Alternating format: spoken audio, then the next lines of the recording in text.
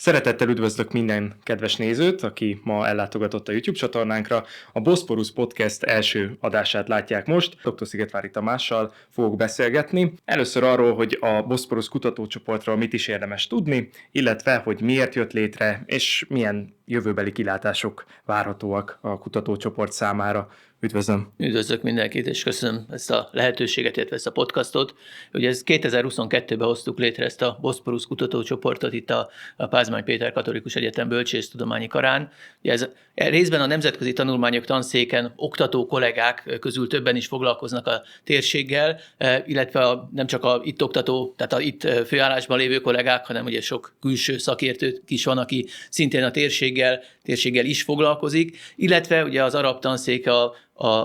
karnak szintén ugye alapvetően a térséggel foglalkozik, hiszen a Boszporusz kutatócsoport elsősorban ugye itt a Közel-Kelet, Mediterráneum, Nyugat-Balkán, tehát azt lehet mondani, hogy ez a szélesebb földközi tenger környezetében lévő térségnek a modernkori, tehát elsősorban jelenkori, vagy mondjuk 20. századi és jelenkori politikai, gazdasági, társadalmi folyamataival igyekszik foglalkozni. Megkérdezhetem azt, hogy miért ez a térség az, amire esett a választás még annó 2022-ben? Milyen jelentőséggel bír? Igen, ez egy személyes érdeklődés volt, tehát én alapvetően ugye gyerekkoromat Irakban töltöttem, tehát ott arabul tanultam, aztán az egyetemen is tanultam arabul, és igazából ez a térség ez mindig érdekelt, aztán a Világgazdasági Kutatóintézetben is ezzel a térséggel foglalkoztam, tehát itt Törökország, Irán, közel-keleti országoknak a története, tehát ez elsősorban egy személyes érdeklődés motivált, illetve hát az is, hogy tényleg több kollégával, Jani Jánossal, Egeresi Zoltánnal, Rózsa Erzsébettel, Csicsman Lászlóval, ugye ezekkel a témákkal foglalkoztunk, közösen publikáltunk, és ez így adódott igazából, és azt gondolom, hogy ez a térség, ez mondhatjuk azt, hogy mindig érdekes, tehát az ottani politikai folyamatok, de akár ugye a migráció kapcsán is rengeteget beszéltünk a Közel-Keletről, tehát azt gondolom, hogy ez egy szélesebb érdeklődésre is számot tart ez a térség, illetve hát Európa, vagy Magyarország számára is ez egy szomszédos régió, tehát nem mondhatjuk azt, hogy ez a világ másik fele, ami persze néhány embert érdekel, ez azt gondolom, hogy a közeljövőnket is erőteljesen meghatározó térség, tehát nem árt ezzel foglalkozni, ismerni, és tudni, hogy milyen folyamatok vannak ebben a térségben. Valóban így tűnik, elég, ha csak a közelmúlt eseményeire gondolunk, akár a 2015-ös migrációs hullámról,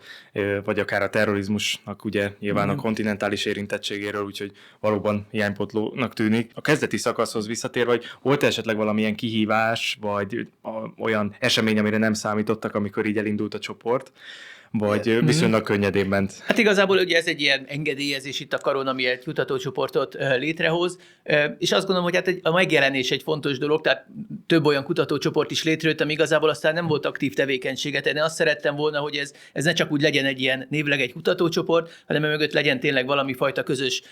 munka, tehát itt részben a kutatók, tehát a részvevő kutatóknak a egyén, illetve közös publikációi, de hogy legyen egy olyan közös megjelenés is, ahol ugye ezt az egész kutatócsoport, illetve a mögötte lévő munkát igazából prezentálni tudjuk. És ha jól sejtem, meg hát ugye nyilván beszéltünk adás előtt, akkor ugye tulajdonképpen ennek a megjelenésnek egy újabb formája a podcast adás, amit pontosan ezen térségben való vizsgálódásnak a nagyobb publikumhoz való eljuttatása érdekében hoztunk létre. Úgyhogy köszönöm én is a lehetőséget, hogy ezt elindíthattuk. Esetleg arról tudná mesélni, hogy kik is a tagok ebben a kutatócsoportban, és hogy mik a szakterületeik, milyen érdekes témákban jártasak, és milyen témákkal foglalkoznak. Igen, ugye itt mondtam, a tanszékünkről több oktató is részt vesz benne, ugye elsősorban Jani János kell kiemelnünk talán, aki ugye jogász és az összehasonlító jogtörténettel foglalkozik, és általában ugye az iszlám jog, meg a térségnek a különböző jogrendszerei, ugye az egy kiemelt kutatási területei közé tartozik, ugye a Tipotexnél több könyve is jelent meg az elmúlt években erről a témáról, ugye legutóbb pedig egy érdekes cikke volt ugye a házasság az iszlám jogban, tehát alapvetően ő ezt a jogi aspektusa az, amivel foglalkozik, de eszmetörténeti művek vagy megközelítéseket is vizsgálni szokott, ugye a konferenciáinkon már többször előadott ilyen témában. Ugye emellett ugye említettem még az arab tanszékről ugye Dobos Károlyt, aki ugye részben arab, részben pedig hebraisztikai témákkal foglalkozik, de elsősorban is a modernkori politikai, történelmi változásokat vizsgálja, vagy Tüske Lászlót, orientalistát, aki ugye szintén az eszmetörténettel foglalkozik, és itt egyiptomi, marokkói, tehát különböző az iszlámmal, iszlamizmussal foglalkozó szerzőket, illetve ezeknek a politikai hatásait vizsgálja. Említhetném, ugye említettem, hogy tehát külső betanító kollégák is részt vesznek a kutatócsoportban, itt Nagyné Rózsa Erzsébetet professzorasszonyról beszélnék, aki ugye elég sűrűn szerepel a médiában, tehát azt hiszem, hogy be se kell mutatnom, itt a térség politikai folyamataival foglalkozik, vagy akár Csicsman László, szintén ugye a Corvinus Egyetemnek a professzora, aki szintén tagja a kutatócsoportunknak, és a térségnek a politikai változásaival, az iszlám és a politikai megjelenésével kapcsolatban publikál, nyilatkozik rendszeresen, vagy Egeresi Zoltánt, aki Törökország szakértő és Törökországgal foglalkozik, szintén általában részt vesz, de nem csak azt mondhatjuk a kutatócsoportnak ezek a törzstagjai mellett számos olyan egyes témákhoz olyan szakértőket is hívunk meg, vagy kutatókat, akik Iránnal, vagy Törökországgal, vagy a Közel-Kelet valamelyik kérdésével, tehát akár terrorizmussal, biztonságpolitikai kérdéssel foglalkozik, ugye Marsai Viktor, vagy migráció kapcsán. Tehát azt mondhatom, hogy ez a szűk közösség, ez egy sokkal szélesebb közösséget tud még összefogni, tehát ilyen értelemben ez a kutatócsoport, én azt remélem, hogy ezzel a térséggel foglalkozó szakértőknek egyfajta közös gondolkodási helyévé is, és tényleg egy ilyen közös projektjévé tud válni. Részben egyébként azért is kérdeztem ezt természetesen a bemutatás mellett, mert a nézőknek szerettem volna egy kis ízelítőt adni, hogy milyen nevek várhatóak vendégekként a jövőben, úgyhogy reméljük, hogy velük is tudunk majd sok érdekes, releváns témáról beszélgetni a jövőben. Emellett szeretnék egy kicsit a működésébe belemenni a kutatócsoportnak, hogyha lehet, hogy így a gyakorlatban, a hétköznapokban egy ennyire sokszínű és sok kutatót és sok kutatási területet magába foglaló kutatócsoport, az hogy tud működni, vagy hogyan működik? Igen, hát igazából egyik ilyen rendszeres pillére a kutatócsoportnak, egy fél évente szoktunk rendezni konferenciákat, ez általában valamilyen tematikus megközelítésben. Ugye az eddigiekben jellemző volt, hogy egy-egy országgal kapcsolatban, tehát volt már Irakról egy konferenciánk, ami ugye a 2023-ban ugye egy 20 éves évfordulóra, ugye a 2003-as iraki eseményeknek egy 20 éves évfordulójára kapcsolatban rendeztük, de volt az izraeli-palesztin konfliktusról, Iránról, Törökországról, Egyiptomról, a Magreb térségről, tehát volt egyfajta ilyen regionális megközelítésünk, és ezeken a konferenciákon igazából mindenki azt teszi bele, amit tud. Tehát itt nagyon sokszínű volt ez a megközelítés, a politikai, a gazdasági, a kulturális, szellemi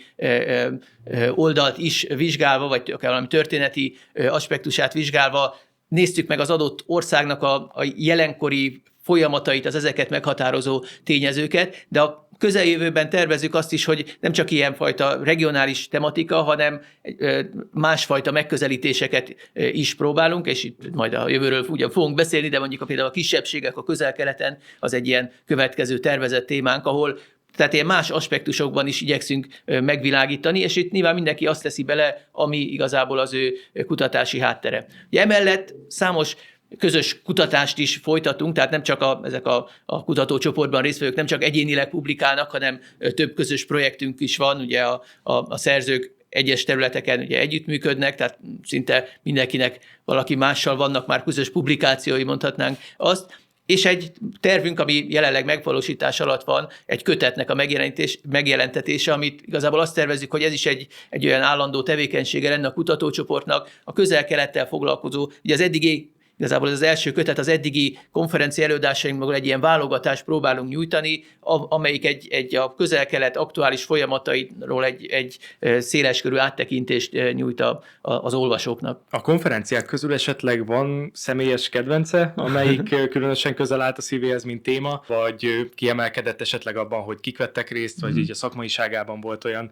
Igen, azt mondtad, hogy mindegyiknek voltak, tehát mindegyikre volt példa, tehát volt, amelyik nyilván, mint téma állt közel hozzám, mert azzal sokat foglalkozom, mondjuk Törökország az egy ilyen téma, vagy Iránnal is, ugye ott azzal is az elmúlt időben foglalkoztam, tehát voltak ilyenek, ahol azért, tehát számomra azért volt hasznos, mert hogy ez egy olyan terület, amivel én is sokat foglalkozom, és volt olyan, amivel viszonylag keveset, vagy olyan aspektus, amivel keveset foglalkozom, például az egyiptomi konferenciánkon, ott az egyiptomi filmművészettel kapcsolatos, tehát amiről én nem hallottam, és egy nagyon érdekes előadás hallottunk Omar Saifótól, ez majd a kötetünkben is megjelenik ez az előadás, tehát hogy, és igazából pont ez az élmény, hogy ezek az előadások mennyire jók és mennyire hiánypótlak és mennyire érdekesek volt, ami oda vezetett, hogy igyekszünk ezeket nyilván a résztvevőkön kívül egy szélesebb közönséghez is eljuttatni. Ugye a legutóbbi konferenciánk ugye a Magrebről szólt, és ott már fel is vettük az előadásokat, és ezek el is érhetők a kutatócsoportnak a honlapján. Így van, és a YouTube csatornán is érdemes megnézni, és köszönjük azoknak, akik egyébként már megnézték, mert igen sokakat érdekelt, úgyhogy ez mindig jó látni. Emellett hogyha már így egy kicsit a publikum fele kalandoztunk el, a közvélemény részéről volt esetleg valamilyen visszajelzés az elmúlt években, ami különösen jól esett a kutatócsoportnak, vagy ami úgy látták, hogy ami miatt igazán megéri nyilván a szakmai és a tudományos igényesség és a tudomány terület előrevitele érdeke mellett ezt a tevékenységet folytatni? Részben azt mondhatom, részben a kutatócsoport tagjaiból is jött ilyen visszajelzés, tehát többen mondták, hogy ez milyen jó, ez a fél évente így találkozunk, és akkor elmondhatjuk, hogy mi az, amivel foglalkozunk, vagy egymást így gazdagíthatjuk. Tehát részben ez egy ilyen önmagunk számára is egy hasznos és élvezetes tevékenység, de igen, a konferencia látogatóitól is ilyen visszajelzést kaptunk. Itt részben ugye, hallgatók, doktoranduszok jelennek meg, illetve nem csak megjelennek, tehát nem csak az előadásokat hallgatják meg, ugye itt is kaptunk pozitív visszajelzést, de igyekszünk általában a konferenciákra előadóként is meghívni doktoranduszokat, akik a saját kutatási területeken elmondhatják, hogy áll a kutatásuk. Ilyen volt Meckó Sára. Például Meckó Sára is, igen, de többen is, illetve a kötetünkben is fognak publikálni is, tehát igyekszünk számukra is egyfajta, tehát a térséggel foglalkozó fiatal kutatók, illetve doktoranduszok számára is egyfajta lehetőséget adni ahhoz, hogy részben ezt a fajta közösséget, akik ezzel foglalkoznak, megismerhessék, illetve őket is megismerjék, illetve az, hogy publikálni tudjanak, tehát megjelenhessenek. Tehát azt gondolom, ez is egy nagyon fontos küldetése lehet ennek a kutatócsoportnak, hogy ilyen értelemben a tudományos utánpótlást is támogatni tudja. A tudományos hangvétel inkább az, ami dominál egyébként a kutatócsoportban, vagy megpróbálnak a közösségi média és hasonlókkal a nagyobb, szélesebb publikum felé is érthető és közérthető információkkal szolgálni? Igen, azt gondolom, az egyes kutatók azért igyekeznek, nem tudom, nemzetközi folyóiratokban publikálni, nyilván ez egy magas szintű tudományos elvárásokat kell teljesíteni, de ezeken a konferenciákon azért nyilván itt bár egy szűk területhez tartozunk, de azért mégiscsak egy különböző megközelítésünk van, tehát itt azért igyekszünk egymás számára is érthetően megfogalmazni, vagy felvetni azokat a problémákat, amelyek foglalkoztatnak minket. Tehát azt lehet mondani, hogy ez egy tudományos közegnek szóló előadások, ugyanakkor nyilván ebből a szükségletből, hogy azért a többiek is megértsék, hogy mi az, amivel foglalkozunk, de igyekszünk olyan fajta akár konferenciákat szervezni, vagy a kötetben is olyan fajta tanulmányokat megjelentetni, amik azt gondolom, hogy egy szélesebb, a térség iránt érdeklődő közönség számára is élvezhető tartalmat és ismereteket biztosítanak. A Boszporusz Podcast kapcsán esetleg így a jövőbe mutatva, amire már részben kitértünk, hogy kiknek szólhat? Tehát annak a szakmai közösségnek egyaránt, mint annak a szélesebb publikumnak is, akiről beszéltünk, ez lenne a cél, vagy itt is lesznek esetleg tematikus megközelítések? Igen, azt gondolom, hogy itt a podcastoknál részben igyekszünk azokat a kutatócsoportnak a tagjait is bemutatni, és ők a saját témájukról így beszélhetnek. Ugyanakkor az is egy fontos, azt gondolom, hogy feladat, vagy az is egy fontos dolog, hogy a aktuális kérdésekről beszéljünk, hiszen azért a Közel-Keleten rengeteg olyan aktuális probléma van, ami vagy ismertek, és ezért érdeklődésre tartnak számot, vagy nem ismertek, viszont szükség lenne arra, hogy megismerjük ezeknek a folyamatoknak a hátterét, tehát ne csak egy hírt kapjunk arról, hogy mi történt, vagy milyen terrortámadás, hanem ennek a hátterét is megismerjük, milyen folyamatok vezettek ehhez. Tehát azt gondolom, hogy egyfajta olyan értelemben hiánypótló, hogy a felszínnél kicsit mélyebbre megy, tehát nem csak egy klikkentésnyi rövid cikk, hanem egy mélyebb elemzését tudja adni egy aktuális kérdésnek. Például Irán kapcsán ugye azt tervezzük, hogy a legközelebbi alkalommal Nagy Rózsa Erzsébet fog beszélni itt az iráni tüntetések, és ennek kapcsán ugye az iráni rendszer, meg a nukleáris kérdés, meg a szankciók, tehát erről a nagyon széles és ugye nem csak mély, tehát hogy a iráni társadalmon belül összetett kérdés, hanem azt lehet mondani, hogy geopolitikai kontextusában is nagyon összetett kérdés igyekszik egy kicsit megvilágítani. Tehát azt gondolom, hogy feladata ezeknek a podcastoknak, hogy egyfajta ilyen ismeretet tudjon nyújtani, illetve hát ki nem mondott célunk, vagy hát azt is gondoljuk azért, hogy a térség iránt, vagy akár a nemzetközi viszonyok iránt érdeklődő fiatalok, is meg tudjuk fogni, tehát ugye mégis ez egy egyetemhez tartozó kutatócsoport, nemzetközi tanulmányok tanszéken nyilván oktatás is folyik, és azt gondolom, hogyha egy fiatal, aki érdeklődik a térség iránt, megismeri azt, hogy kik tanítanak itt, és mikről beszélnek, akkor számára is vonzóvá válhat, akár hogy ezt mondjuk a nemzetközi tanulmányok szakot válassza, ahol jobban elmélyedhet, részben a megismert oktatók segítségével ezekben a kérdésekben. Személyes tapasztalatként tudom, hogy én is, amikor egyetemet kerestem és néztem a lehetőségeket, ugye a podcast az nagyjából abban az időszakban robbant ki itthon is, hogy szinte mindenki podcast adásokat kezdett el, de hogy a tudományos közeg részéről akkor még nem láttam annyira, és mindenképpen szerintem jó irány lehet, hogyha ezzel is orientálni próbálják az embereket. Emellett pedig én azt látom, hogy azért a szélesebb közönség részéről is van egyfajta igény a mélyebb megértésre. Tehát ugye hajlamosak vagyunk nyilván a mai világban a instant hírek kapcsán véleményt nyilvánítani, vagy akár perspektívákat elfogadni, vagy elutasítani, és hát ebben a segítség lehet az, hogyha egy ilyesfajta szakértőtől, ilyen szakértőktől hallja az ember ezeket az információkat egy terület, egy kérdéskör, egy konfliktus kapcsán akár. Akkor így a jövő kapcsán, mert már többször is szóba került, milyen kutatási projektek várhatóak a csoporton belül, vagy akár milyen konferencia témák várhatóak itt a jövőben? Igen. Ugye egyrészt készül ez a kötetünk, ugye ennek is lesznek ilyen tematikus részei, tehát lesz Egyiptomról egy rész, lesz Törökországról, illetve lesznek ilyen általánosabb a Közel-Keletről szóló részeink. Ugye a konferenciák kapcsán említettem, hogy a következőt azt a kisebbségek a Közel-Keleten témakörben tennénk, és ez itt vallási, etnikai, tehát nagyon sokféle megközelítés lehet itt is majd a kollégák nyilván, akik ezen a konferencián előadnak, majd nyilván saját témakörükben előhozni, illetve azt is tervezzük esetleg, hogy novemberben, ugye általában májusban és novemberben vannak ezek a konferenciák, ugye a novemberi konferenciánkon ott pedig esetleg Szíria lehetne a kérdés, hiszen az is egy nagyon sokféle változás történt ott, és igazából nem látunk bele a folyamatokba, és azt gondolom, hogy ez és itt már voltak is kollégák, akik jelezték, hogy akár személyes tapasztalatokból is tudnak ezen előadni. Illetve most valószínűleg márciusban szervezünk egy doktoranduszoknak, fiatal kutatóknak egy Törökországról szóló workshopot, tehát az is egy nyílt esemény, de ott igazából ezek a kutatók egymás között tudják megmutatni, illetve hát nyilván az idősebb kollégák, kutatók részvételével, akik tanácsot tudnak adni, vitatják meg a kutatási témakörüket, tehát ez is egy Boszporusz keretében Egeresi Zoltán által szervezett eseményünk lesz. Ugye a kutatások terén nyilván itt az egyes kollégák nagyon sokféle területen kutatnak. Én most azt tudom elmondani, hogy nekem milyen projektjeim vannak, vagy milyen közös kutatásaink vannak. Ugye Nagyné Rózsa Erzsébettel 2 közös projektet is tervezünk. Az egyik az pont Irán és a szankciók kapcsán. Itt majd egy szeptemberi konferencián el is akarunk erről közösen adni, hogy az Európai Unió szankciós politika számára milyen tanulságokkal jár az Irán elleni szankciók, ugye elég régóta vannak érvényben szankciók, ennek milyen politikai, gazdasági hatása volt Iránra, mennyire működtek,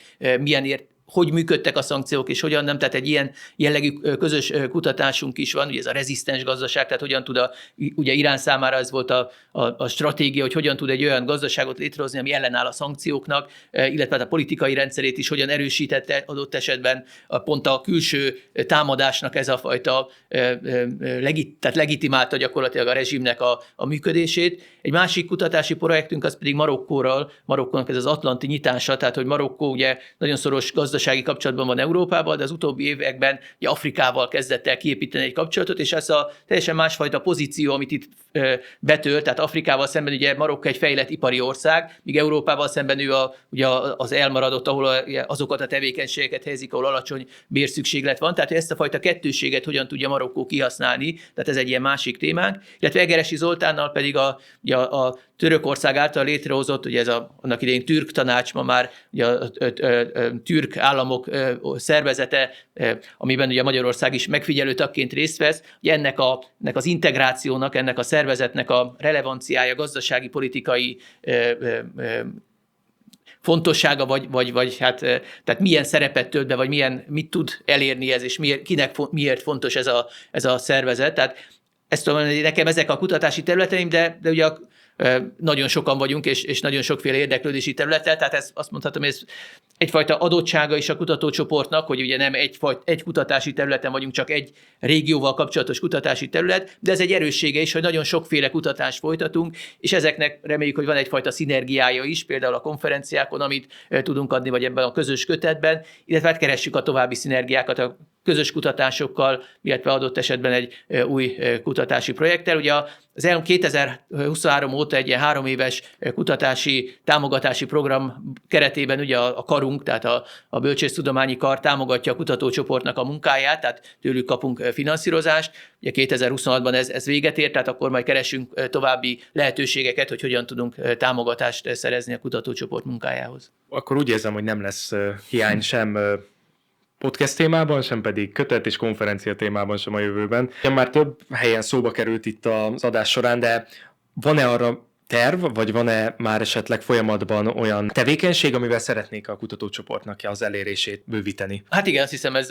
önmagunkra hivatkozhatunk itt a podcastunknak. Egyrészt ez is a célja, hogy tényleg ezt a fajta elérhetőséget bővítsük. Ugye említettük már a konferenciákon ugye az előadásokról a felvételkészítést és ezeknek a nyilvánossá tételét. Ez tényleg az elmúlt évek konferenciáin egy ilyen rossz érzésem volt, hogy látom, hogy ott van néhány, vagy ott vannak a konferencián néhányan, de csomóan nem tudtak eljönni, jelezték is, hogy nem tudnak eljönni, vagy olyan jó előadás volt, aki eszembe jutott valaki, hogy fú, ennek milyen érdekes lenne ezt meghallgatni. Tehát, hogy azt gondolom, hogy ez egy nagyon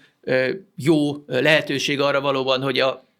nem csak a témát, hanem ugye ezt az egész a konferenciákat is ezzel népszerűbbé tegyük, és nyilván ez aztán a későbbiekben az érdeklődést is felkelti ezek iránt a konferenciák iránt, vagy akár a téma iránt is. Illetve hát igazából nyilván itt boomerként én azért kevésbé látom, hogy hogyan lehet ezt a modern korban, de Gábor segítségével azt gondolom, hogy talán át is adnám azt, hogy milyen formákban tudjuk ezt talán népszerűsíteni. Igen, hát itt szeptember-október tájéken kezdtük meg így a közös munkát itt, mint kutatói asszisztens a kutatócsoportban, és igazából hálás egy pozíció, azt kell, hogy elmondjam, mivel igen szabad kezet kaptam abban, hogy kezelem nyilván a tudományos igényesség, illetve az elvárható igényesség fokán belül azt, hogy hol jelenünk meg, és mit igyekszünk kommunikálni magunkról. Úgyhogy ennek keretében ugye elindítottuk a LinkedIn oldalunkat, ahol most már 70 darab feliratkozónk van, és egy követőnk, ott inkább így hivatkozunk rájuk, ami nem tűnik olyan, nem hű de nagy számnak, de igen nagy figyelemmel követi viszont az a 70 ember azokat a tartalmainkat, amiket kirakunk, úgyhogy ezt mindig jó látni. Emellett ugye Facebook, Instagramra is mennek ki a posztjaink, és hát ennek a ismeretségbővítésnek egy ilyen következő lépése tulajdonképpen a podcast, mivel nyilván a kép alapú social media platformokat az elmúlt években jelentősen háttérbe szorították azok a fajta platformok, amelyek a rövid videókat, vagy a hosszú formátumú videókat részesítik előnyben, YouTube és TikTok, úgyhogy mi is úgy láttuk, hogy érdemes lehet azokat az értékes témákat, vagy kutatókat megjeleníteni ilyen szinten is, vagy ilyen formátumban is, hogy a kifejezetten érdekes témáik az egyes tudományterületeken belül ne kerüljék el tulajdonképpen a reflektorfényt, hanem igenis megérdemelt helyükön legyenek. Ennek keretében került egyébként ugye felvételre az első konferenciánk is, ami szám szerint a 7. volt, de elértünk ide, és ez egy nagyon nagy lépés annak az irányába, hogy tényleg, ahogy tanár úr is említette, ezek az értékes témák ne megragadjanak abban az időpillanatban, és onnantól mint emlékek legyenek meg velünk, hanem ténylegesen visszahallgathatóak legyenek, és elérhetőek a közönség számára, és az a téma iránt érdeklődők számára egyaránt, úgyhogy ezzel a hozzáállással igyekszünk a jövőben is tovább menni, hogy mindenképpen látható legyen a kutatócsoport tevékenysége is, és hogy ez nyilván ne öncélú legyen, hanem olyan érdekes és érdekfeszítő témákat, illetve kutatási területeket tudjunk bemutatni, ami valóban értéket szolgáltat mindenkinek. Illetve még kiegészítem, hogy reklámozzuk itt a reklámot a végére, hogy itt ugye ez a Boszporusz kutatócsoport, a BTK-nk a Nemzetközi Tanulmányok Tanszékével, a Nemzetközi és Politikatudományi Intézetéhez kapcsolódik, és ugye más kutatócsoportok, ott a Modern Kelet-Ázsiai Kutatócsoport, illetve most van formálódóban egy ilyen az északi sarkvidékkel foglalkozó kutatócsoport, ugye Szilvási Simon tanár úr érdeklődik nagyon a téma iránt, és ezek a kutatócsoportok is ugye hasonló módon podcastokkal, egyéb módokon, konferenciákkal igyekeznek igazából szélesíteni ezt a fajta látókört. Egy másik térség, egy másik típusú megközelítés, de azt gondolom, hogy ezek így összeadódva talán még tényleg a nemzetközi tanulmányok iránt érdeklődők számára egy még színesebb palettát tudnak adni, és talán még inkább kiszolgálják azt az érdeklődést, ami akár egy szélesebb közönség, akár a kutatások, a tanulás iránt érdeklődő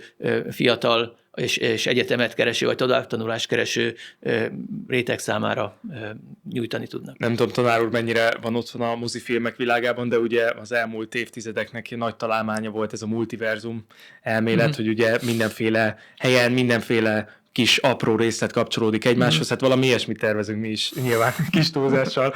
a Pázmány Péter multiverzumát létrehozni podcast adások szintjén. Mindenképp érdemes meghallgatni Szilvási Simon podcast adásait is, az övéből már egy epizód föl is került, és a következő is vágás alatt van. Még esetleg egy kicsit röviden kitérni így a kötetre, hogy erre már esetleg van-e ötlet, hogy milyen formában fog megjelenni, és hogy mikorra várható még ebben az évben? Igen, hát még ebben az évben szeretnénk, most már az első tanulmányok be is érkeztek. Ugye a kiadó az még egyelőre, ugye a Tipotex az egyik lehetőség, ott a Panta sorozatunk már régóta fut, de egyelőre még tárgyalásban vagyunk a kiadóval, a L'Harmattan kiadó is szóba kerül, tehát még igazából itt de valami, azt gondolom, hogy egy nagyobb presztízsű kiadóval szeretnénk ezt kiadatni, és a jelenlegi tervek alapján ugye ez 12 tanulmányt foglalna magába ez a tanulmánykötet. Mint mondtam, lesz benne egy blokk Egyiptomról, ahol 3 Egyiptommal foglalkozó tanulmány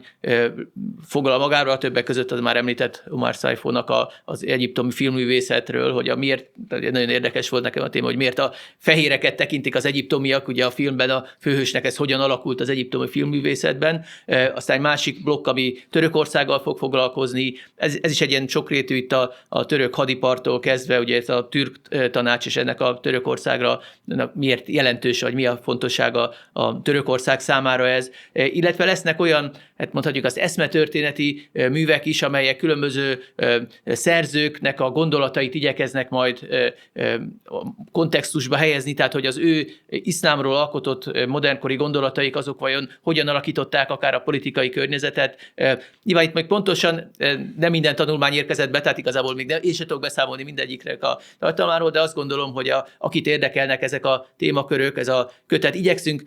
azt is ez a kötet is elérhető legyen, tehát egy szélesebb nyilvánosság számára. Ugye nyilván ez általában ezek a kötetek korlátozott darabszámban jelennek meg, de a kiadók sokszor már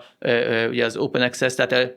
hozzáférhetővé teszik ezeket az anyagokat, tehát igyekszünk ilyen hozzáférhető kötetet megjelentetni, és amikor ez megjelenik, akkor a kutatócsoport oldalán ezt mindenképpen reklámozni fogjuk majd. Így van, ez garantálhatom, hogy kommunikálva lesz erről mindenképpen. Nagyon szépen szeretném megköszönni a beszélgetést. Szerintem a Boszporusz kutatócsoportnak a tevékenységéről, a miértjéről, a hogyanjáról, az, hogy miképp jött létre, és azt, hogy mi várható a jövőben. A kutatócsoporttól